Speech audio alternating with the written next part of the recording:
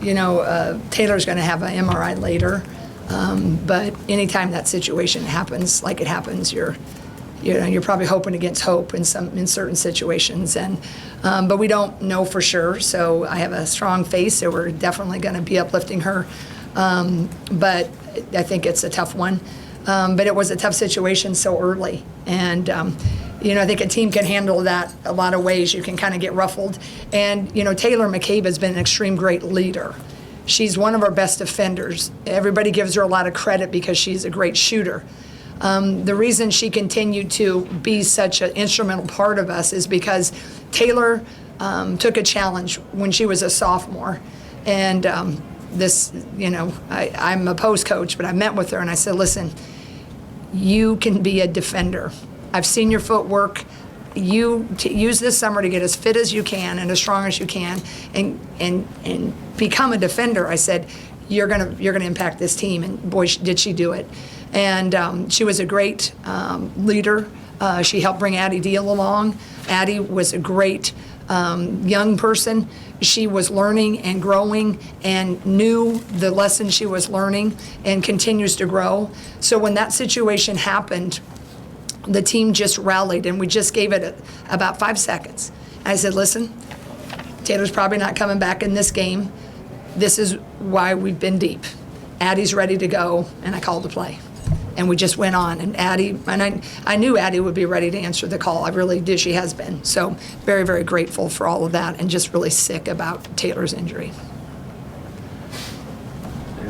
I guess, Jen, going back to last year, I think around this time you guys were nearing the end of your five-game losing streak, and then a year later you guys have knocked off 3 top 15 teams in a week span. I guess, how has this team, despite being so young, how have they learned to adapt and how have they learned to win in different ways, especially with the freshman class being such a big part of it too? Yeah, I think that's just, every team's kind of has an identity when you start working with them.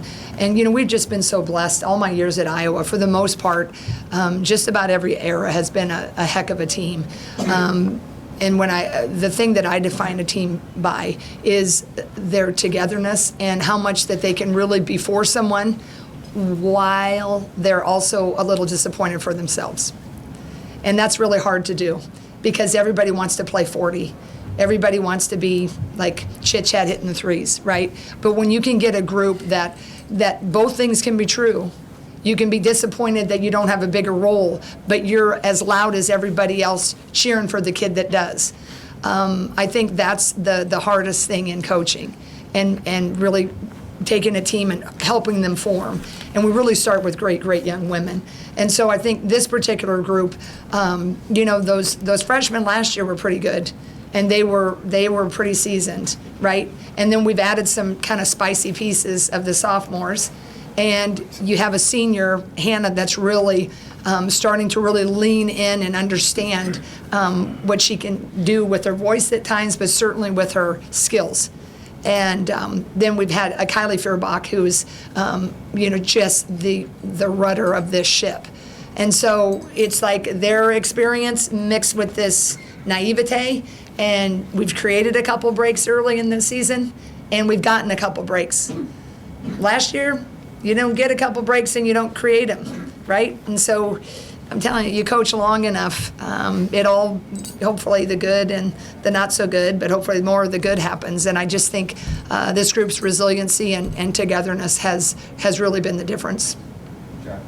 Jan, when Taylor goes down, first off, kind of a dumb question, but it's your call, right? You're the one calling Addie Deal off the bench. Mm-hmm. Why did you feel she was ready? It's been kind of an emotional spot for her. Yeah, just Addie's been ready, and she's had to weather so much because there's a lot of opinions, right, on when you're going to play and how we should do, and she just had to lock in, and be part of the process. And we've watched her, we've met, we've worked with her, we've seen the weaknesses early and tried to get them in more of a strength. And the game is bigger, faster, stronger, and she doesn't bat an eye. She's just ready. She's always ready. She's ready. She's ready. She's been ready, anytime you want me to play the 4, I got it, right? Just that eagerness.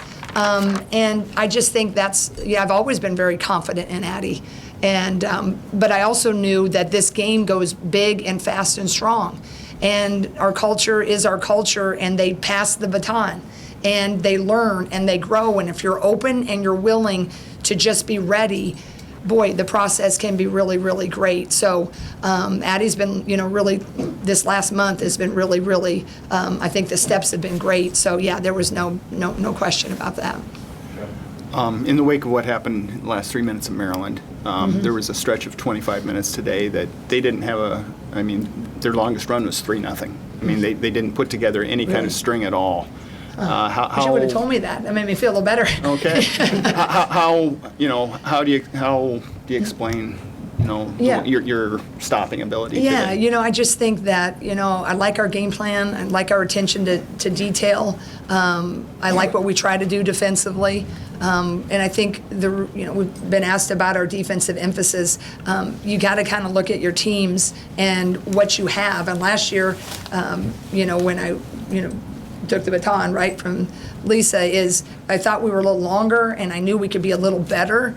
And our staff thought so too. And Sean Sullivan, he's been in different places and been with us at the beginning. So it was fun to kind of game plan and look at different things that we hadn't done.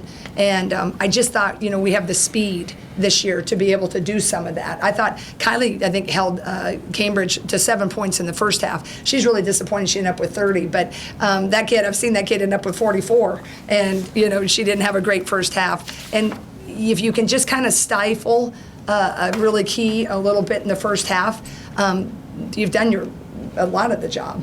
So I just feel confident in our defense. I think it's our defense that's won some of the things like at Maryland, and we've won at a Northwestern. We can hold on to that when everything else is, you're missing. So I'm really grateful with our attention to detail on the defense. Now we gave up too many transition buckets, and we overhelped. But overall, I think we did a pretty good job. You guys have had situations where somebody gets hurt and somebody takes advantage of it. I think back to Molly and Sid a couple years ago. Yeah. Given that Addie's role is likely going to increase moving forward, what about the confidence of her and just the ability to handle that increased role while also not feeling the pressure that Yeah, I think, you just got to hope that, you've prepared step by step in June for these moments. I mean, sadly, what we do, injuries are a hazard of our job. I grew up on a farm, and I remember with my dad, bad weather is a hazard of a job, right? You can do everything right as a farmer. When the hailstorm comes, even if you have crop insurance, right, it just whew. And I equate that in what we do. It just is heartbreaking with the emotion that's in this with kids who get hurt. And I think back to Molly Davis. But Molly Davis, when she settles, she wants nothing more than Sid to take over and help the group that she was a part of. And so I think it starts with pretty quality players, with pretty quality families. And we're not the only one. There's a lot of great, programs that do it. But I just think you have to be ready for. And I think Addie is, and hopefully the other kids on the bench. We may have foul trouble now. The bench got shorter with a really key cog in our wheel, and that is going to hurt us. I mean, it's great that I'm so thankful we have Addie Deal, but I mean Taylor McCabe just shot 50% against a Maryland defense. So this thing that's been running really well. I'm so excited, but I feel, so sick for Taylor, but I also know that's a key cog out of our wheel. But I believe in the other kids that are going to find ways. When Kitts is out, it's one thing to know you're going to have a bit of a size advantage down low, and it's another thing to actually kind of take advantage of that. Plus 18 in the rebounding battle, 42-14 in the paint. What allowed Ava, Hannah, Layla to take advantage of that today? Well, I thought even with Kitts that we could probably take advantage if we were, on it, and the words I used with the team before, I wanted to be clear and clean with our offensive decisions. How many turnovers we ended up with? Still 15, 2 or 3 more than I remember, some not real smart ones. But Kitts isn't a post. She's a facing, right? And so I felt and a freshman. Now, they would have rather had her, right? That's who's starting. But I felt like nothing changed with that game plan. I mean, I was more worried about we had to stop 3. 3 is a really good outside shooter and penetrator. And Hannah's got a guarder out there, handsy. All of a sudden, now we got to take our cog out of the wheel.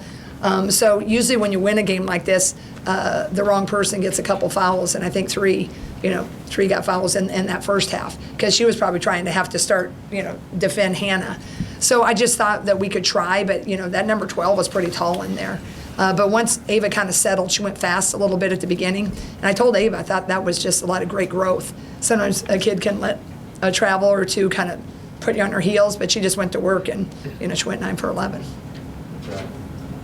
Jan, Hannah comes away with a double-double today and completes what was a very successful week for her individually, recognized by the Associated Press and Basketball Writers Association and so forth. What do you attribute to her recent string of individual excellence? I think she was nostalgic about being a senior and feeling a little bit of the pressure. And like I can't believe I'm a senior and we got a new group and, missing, what was, but in a good way, right? And now you got a lot of new kids and then feeling that pressure, I got to carry it. And I thought heading into that end of the non-conference, I saw a little shift.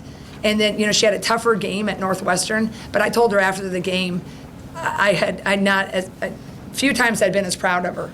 She willed us in huddles.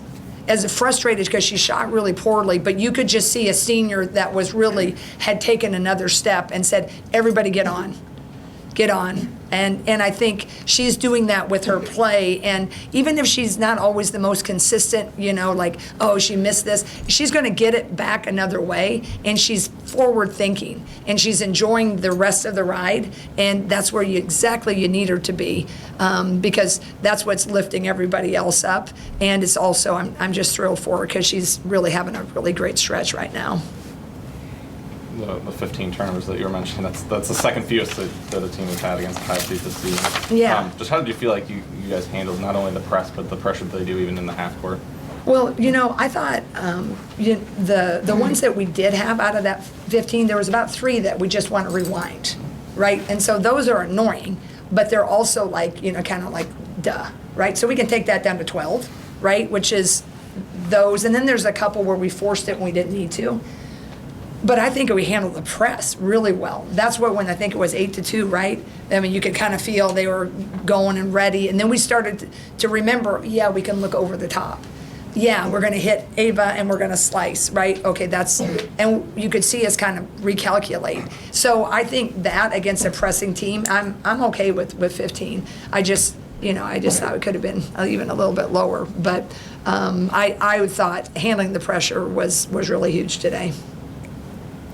How do you combine the success of transfers, like star transfer players, as well as players that you've developed as freshmen and sophomores now, just as quickly as you have this season to become such a dominant team when no one really expected it? Yeah, I just think, again, it's their mentality and why they chose to come here. I'm just trying to stay a college program, man. I mean, it's just weird. And when everybody can transfer and everybody wants to play, and it's just like it can kind of get out of hand. But we just try to say, hey, we would love you to be a part of it. And if you sometimes you have to sit a couple of years. I mean, look at Kylie Feuerbach, Kate Martin, right, way back, Sid Alfwalter, Taylor McCabe. Right, they didn't play, and they could have and maybe gone somewhere else, but. What you feel here is I think, a pretty good sense of team. And I think, number one, they came here wanting to be a part of that. And then I think that they really end up really loving each other as teammates. I mean, they went out, it was Tegan's birthday yesterday, and they had a surprise party for her at some pottery thing. I mean, it's just fun things that, you don't have anything to do with as a coach, right? You just try to assemble this group and push them and challenge them and get them together. And then I think that closeness on the court, some teams are really good. They're not close off the court, and that's their formula. But for us, I think that they enjoyed being part of it on their visits here and saw something that they could identify with. And then we just try to develop the heck out of them. Sorry, quick one here. Yeah. Coming up with 2 big wins, but knowing you've got a road trip coming up with another. I mean, we're in the heart of Big Ten basketball. Yeah. How do you quickly kind of shift that bench mentality to some of them are now going to have a bigger role with, Taylor potentially being out for a Yeah. little bit. Yeah. Or a lot bit. Yeah, well, I think, sorry, did I cut you off? No, you're good. Yeah, I think, tomorrow we got to kind of, right now, my staff's probably starting to watch the film, and I will, I'll get familiar with USC, and then I'll watch this film again. But I think tomorrow's a really big day to start to really look at matchups and then get in a situation where you're looking at like, okay, these guys are now going to be the backups for this kid, and knowing when we need the shooting and when we need size. So tomorrow will be pretty big strategy-wise. But the hardest thing about tomorrow is getting used to it emotionally. And that's the hardest thing. When you got to see one of the fallen, right? That's, that's usually the bigger situation is, it's delicate. And so we'll do a little bit probably of all kind of, depending on the news, but I'm certainly she won't be ready for the trip at the very best. So we'll turn it pretty quickly. But again, people have, been knowing their roles, and now, they're just the next person in philosophy. So hopefully we'll be able to do that. All right, hey, thanks so much for covering us and being here. And I mean, can we just say thank you? It's 3 degrees below outside for being here. And how about the crowd? My gosh, it's that cold and was our biggest crowd. So I'm so thankful. So God bless you, be safe, and go Hawks Thank you, Jen. tonight.